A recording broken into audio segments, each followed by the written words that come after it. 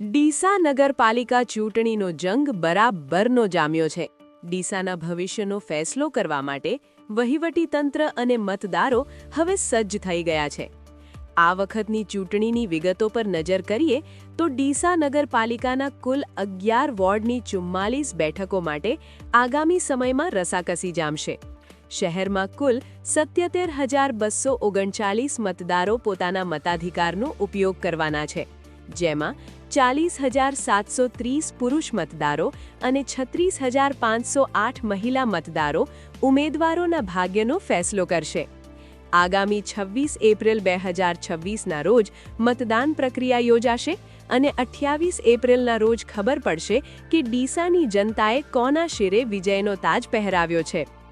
વહીવટી સજ્જતા અને સુરક્ષા માટે મતદારોની સુવિધા માટે તંત્ર દ્વારા શહેરમાં કુલ 82 જેટલા મતદાન મથકો ઊભા કરવામાં આવ્યા છે. ચૂંટણી નિષ્પક્ષ, પારદર્શક અને શાંતિપૂર્ણ માહોલમાં સંપન્ન થાય તે માટે વહીવટી તંત્ર અને પોલીસ દ્વારા ચુસ્ત બંદોબસ્ત પણ ગોઠવી દેવામાં આવ્યો છે.